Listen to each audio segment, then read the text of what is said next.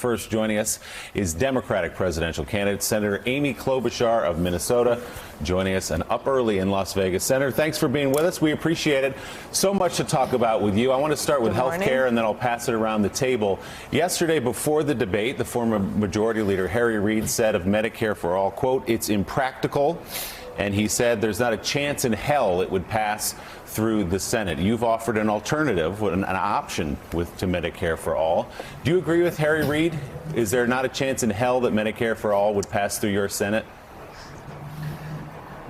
I don't know quite that I would say it in the Harry Reid way, but yes, I don't think it would pass. I made that point at the debate last night when I said to Bernie, you know, this isn't even on the wheel because 2/3 of the Democratic senators aren't on the bill. A bunch of the new House members that got elected do not support his idea. And what we really should be doing when the Affordable Care Act is nearly 10 points more popular than the current guy in the White House is to be building on that and not tearing it down. And I wish there was more time in the debate to have made that point. But things were set up in different ways during the debate. But I think that would have been a valuable discussion to have, simply because in Nevada, the Culinary Union is so vehemently opposed, understandably, to Medicare for All, just like I am. And I'm one of the only senators up there on that debate stage that had resisted the pressure of getting on it, because I did not want to kick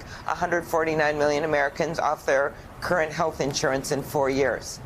Senator, it's Jonathan Lemire. Good morning. On health care, Senator Warren said she could describe your plan and on a Post-it note, and that was far from the only sort of vicious attack last night on the stage. Of course, there was a lot of arrows pointed at Mike Bloomberg in his debut in a debate. We played just a few minutes ago some of the testy exchange between Senator Sanders and former Mayor Buttigieg.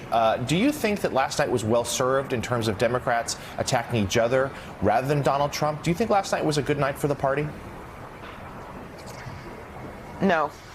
You know, I think primaries are always about people showing differences, and that's what it is. But I thought that there was too much of that and too little of showing solutions for people. And there's a bunch of people tuning in now who stayed home in 2016, independents, moderate Republicans. And one point I did want to make, because I was never given the opportunity to respond to Elizabeth's allegation about that my health care plan was a few paragraphs long. But luckily for me, factcheck.org did, and they said that was a lie. That I have an extensive plan, including mental health, long-term care, going after pharmaceuticals. It's not worth debating right now. It was unfortunate I wasn't given that opportunity. But there are a lot of things said on that stage last night that I hope are fact-checked, because it felt like there was such a zest to get at the other person that there wasn't enough focus on Donald Trump. I tried. I thought it was really important to keep on the Medicare for All distinction, as well as on immigration.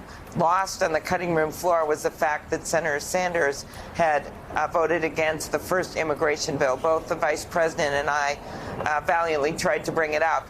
But instead of some of the other points that were brought up, I think that was a pretty major difference on the stage.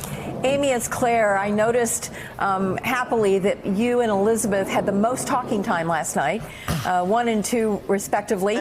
That shows that the two of you are making sure that your voices are heard. One thing that was not talked about, especially in light of what happened in Las Vegas 2 years ago, was a broad discussion about gun safety. Do you feel like that is an issue that we've spent enough time on? It's another point of contrast on some votes, along with immigration, with Bernie Sanders. And is that going to figure into your strategy for the debate a week from now? It certainly will. And of course, in South Carolina, you had the mass shooting in Charleston at the African American church. But I was sad, many reasons for some of the things that were missed last night, but not talking about guns in a major way when we had the biggest mass shooting in American history in Mandalay Bay. And I have actually been here for a week and have talked to actual survivors of that shooting, including at a town hall I had the night before the debate. People did extraordinary things, acts of courage to save other people. Yet, as you point out, Congress didn't have the courage to do anything about it. And that was part of the issue with Mitch McConnell. He's got 3 of those bills sitting on his desk. It's the reason we need to take back the U.S. Senate. But there's also some very practical changes in our politics right now, where the majority of hunters now want universal background check, majority of Trump voters. There's absolutely no reason we shouldn't be moving on it. Senator Klobuchar, Donnie Deutsch, great to talk to you again. Congratulations. I thought last night what you did wonderfully that others did not is you did keep bringing it back to Trump. And so I congratulate you on that. I thought it was sorely missing on most of the stage. Wow. Clearly, yours and Mayor Pete's exchange was very personal. I think of all the kind of back and forth and arrows slung, it seemed to be the most personal. It actually was a little uncomfortable to watch. As you looked at it this morning, would you have done anything differently? And I'd love your thoughts on Mayor Pete. You know, I don't know. I have yet to look at it again, actually. He and his team have been pushing this out all week, that I made one error late into the evening after coming back from Washington, omitting the name of the president of Mexico, the new president of Mexico. I've corrected it many times since in many interviews, but they keep pushing. And I thought it actually shouldn't be the center point. There's many things we can discuss with Mexican policy. He and I have a difference. I don't think that the cartels should be labeled terrorist organizations, which is something he had said at an earlier debate. I tried to flip it to things that were a bit more, I thought, policy-oriented, but he kept coming back to it. You know, that's his right, but I just don't think that's what the American people are going to be focused on. And I appreciated that actually Elizabeth noted that she thought that was a silly discussion. And several of the other candidates backstage told me the same thing. Senator Alicia Menendez here. I want to pick up on your comments about immigration reform. You've talked about jump-starting immigration reform in the first 100 days of your administration. Would you also commit to halting all deportations for the first 100 days of your administration?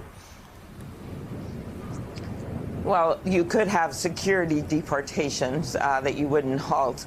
But what I would stop is, first of all, the practice of separating kids from their parents. I would immediately review what the policies are for deportation and make changes to what the Trump administration has done. But I think the most important thing for the long term is to get that comprehensive immigration bill passed. I don't think it's some pie-in-the-sky idea. I think it can absolutely happen.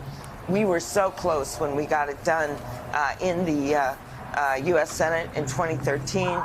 We had a dreamer negotiation. We got gut-punched by the president a few years ago, and I know we can get this done. That would resolve so much of this because, as you know, a lot of this is asylum processing, making sure we have the judges, making sure we're working with those 3 Northern Triangle countries, allowing people to seek asylum from there, and then giving a path to citizenship, to the people who are here now. And of course, I would not continue the mean-spirited deportation policy of this administration. Senator Klobuchar, the country got its first in-person look, not through an ad, at Mayor Mike Bloomberg yesterday. You had a better look than the rest of us, though, an up-close look. I'm curious, you went after him because of the memo he put out. You said you resented, like a lot of the candidates, I assume, did, that he suggested you all should get out of the way for him so that he could become the nominee. But what are your impressions of him as an opponent now that you've seen him up close? I think that he is going to have to come back to the next debate with some answers. Answers on everything from, did he put his taxes up? Something I was focused on. I just saw it earlier on your program. As I said, every candidate up there has put their taxes up, and it's a clear difference with Donald Trump. Courts are trying to get Donald Trump to put his taxes up, and I just had learned on the debate stage that Michael Bloomberg hasn't done that yet. That's just one example of many. The relief from the confidentiality agreements, that clearly is something that's going to come back again, as well as some of his views on many, many issues. But, my thought was I was actually one of the ones, maybe the only one, that it kept saying he should be on the debate stage, because otherwise he's just going to be beating us on the airwaves. And he needs to be on the debate stage. Otherwise, all people see are these glitzy, nice 30-second or 60-second ads. That's not an even playing field, and it's no way for democracy to be decided. All right, Senator Amy Klobuchar, thank you very much. We'll be watching as we get forward to Saturday. Thanks for checking out MSNBC on YouTube, and make sure you subscribe to stay up to date on the day's biggest stories. And you can click on any of the videos around us to watch more from Morning Joe and MSNBC. Thanks so much for watching.